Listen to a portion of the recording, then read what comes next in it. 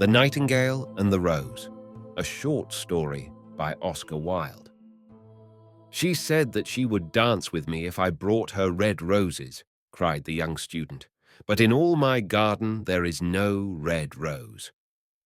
From her nest in the holm oak tree, the nightingale heard him, and she looked out through the leaves and wondered. "No red rose in all my garden," he cried, and his beautiful eyes filled with tears. "Ah, on what little things does happiness depend! I have read all that the wise men have written, and all the secrets of philosophy are mine, yet for want of a red rose is my life made wretched." "Here at last is a true lover," said the nightingale. "Night after night have I sung of him, though I knew him not. Night after night have I told his story to the stars, and now I see him.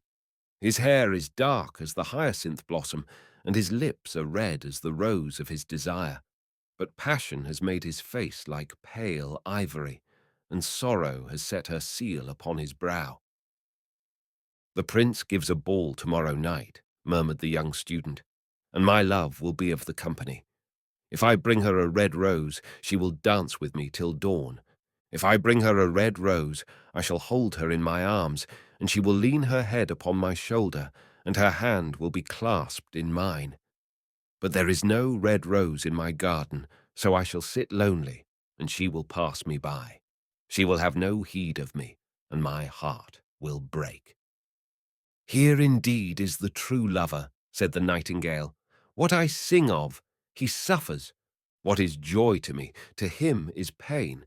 Surely love is a wonderful thing. It is more precious than emeralds and dearer than fine opals. Pearls and pomegranates cannot buy it, nor is it set forth in the marketplace. It may not be purchased of the merchants, nor can it be weighed out in the balance for gold." "The musicians will sit in their gallery," said the young student, "and play upon their stringed instruments, and my love will dance to the sound of the harp and the violin. She will dance so lightly that her feet will not touch the floor, and the courtiers in their gay dresses will throng round her. But with me she will not dance, for I have no red rose to give her." And he flung himself down on the grass and buried his face in his hands and wept. "Why is he weeping?" asked a little green lizard as he ran past him with his tail in the air. "Why indeed?" said a butterfly who was fluttering about after a sunbeam. "Why indeed?" whispered a daisy to his neighbor in a soft, low voice. "He is weeping for a red rose," said the nightingale. "For a red rose?" they cried. "How very ridiculous!" And the little lizard, who was something of a cynic, laughed outright. But the nightingale understood the secret of the student's sorrow, and she sat silent in the oak tree and thought about the mystery of love. Suddenly she spread her brown wings for flight and soared into the air. She passed through the grove like a shadow, and like a shadow she sailed across the garden. In the center of the grass plot was standing a beautiful rose tree, and when she saw it, she flew over to it and lit upon a spray. "Give me a red rose," she cried, "and I will sing you my sweetest song." But the tree shook its head. "My roses are white," it answered, "as white as the foam of the sea, and whiter than the snow upon the mountain. But go to my brother who grows round the old sundial, and perhaps he will give you what you want." So the nightingale flew over to the rose tree that was growing round the old sundial. "Give me a red rose," she cried, "and I will sing you my sweetest song." But the tree shook its head. "My roses are yellow," it answered, "as yellow as the hair of the mermaiden who sits upon an amber throne, and yellower than the daffodil that blooms in the meadow before the mower comes with his scythe. But go to my brother who grows beneath the student's window, and perhaps he will give you what you want." So the nightingale flew over to the rose tree that was growing beneath the student's window. "Give me a red rose," she cried, "and I will sing you my sweetest song." But the tree shook its head. "My roses are red," it answered, "as red as the feet of the dove, and redder than the great fans of coral that wave and wave in the ocean cavern. But the winter has chilled my veins, and the frost has nipped my buds, and the storm has broken my branches, and I shall have no roses at all this year." "One red rose is all I want," cried the nightingale. "Only one red rose. Is there no way by which I can get it?" "There is a way," answered the tree, "but it is so terrible that I dare not tell it to you." "Tell it to me," said the nightingale. "I am not afraid." "If you want a red rose," said the tree, "you must build it out of music by moonlight, and stain it with your own heart's blood. You must sing to me with your breast against a thorn. All night long you must sing to me, and the thorn must pierce your heart, and your lifeblood must flow into my veins and become mine." "Death is a great price to pay for a red rose," cried the nightingale, "and life is very dear to all. It is pleasant to sit in the green wood, and to watch the sun in his chariot of gold, and the moon in her chariot of pearl.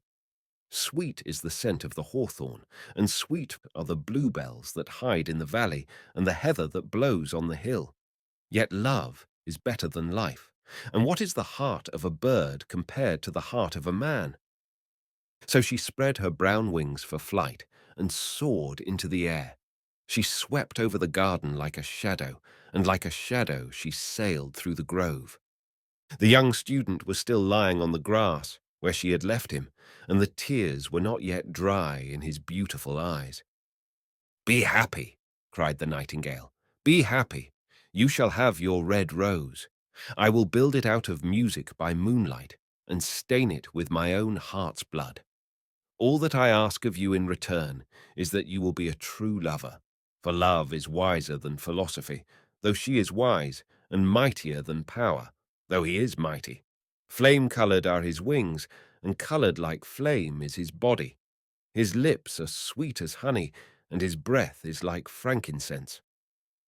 The student looked up from the grass and listened, but he could not understand what the nightingale was saying to him, for he only knew the things that are written down in books. But the oak tree understood and felt sad, for he was very fond of the little nightingale who had built her nest in his branches. "Sing me one last song," he whispered. "I shall feel very lonely when you are gone." So the nightingale sang to the oak tree, and her voice was like water bubbling from a silver jar. When she had finished her song, the student got up and pulled a notebook and a lead pencil out of his pocket.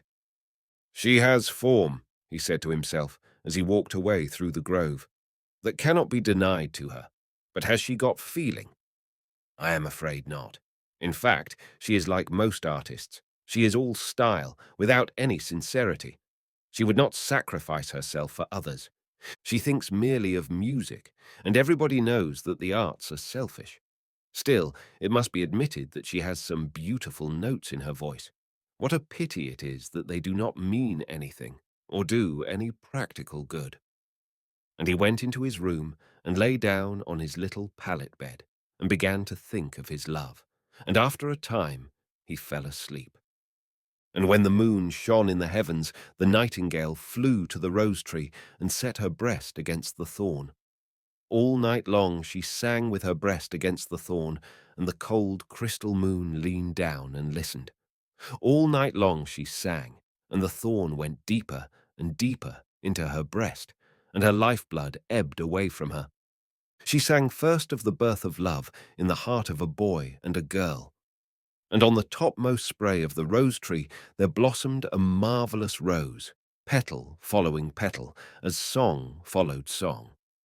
Pale was it at first as the mist that hangs over the river, pale as the feet of the morning, and silver as the wings of the dawn.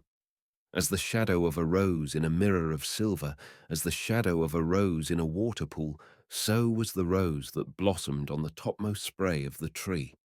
But the tree cried to the nightingale to press closer against the thorn. "Press closer, little nightingale," cried the tree, "or the day will come before the rose is finished." So the nightingale pressed closer against the thorn, and louder grew her song, for she sang of the birth of passion in the soul of a man and a maid. And a delicate flush of pink came into the leaves of the rose, like the flush in the face of the bridegroom when he kisses the lips of the bride.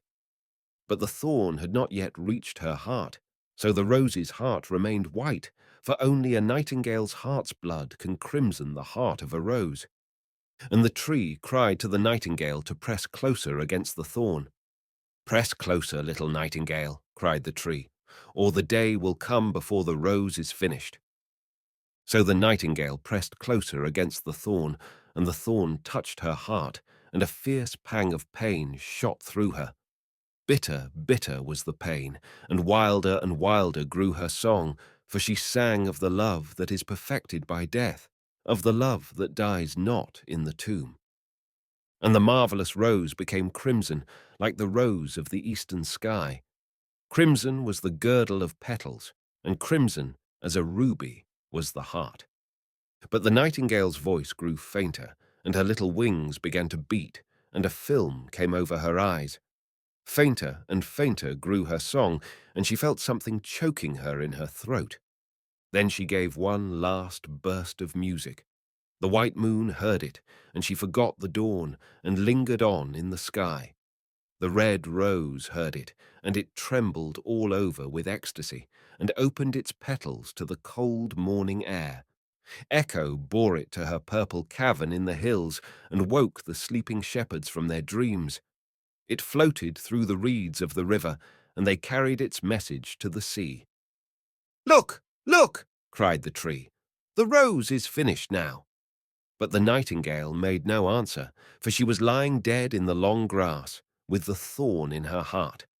And at noon, the student opened his window and looked out. "Why, what a wonderful piece of luck!" he cried. "Here is a red rose. I have never seen any rose like it in all my life. It is so beautiful that I am sure it has a long Latin name."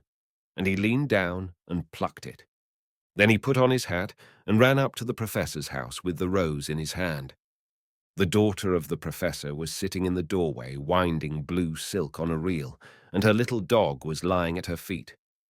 "You said that you would dance with me if I brought you a red rose," cried the student. "Here is the reddest rose in all the world. You will wear it tonight next your heart, and as we dance together, it will tell you how I love you."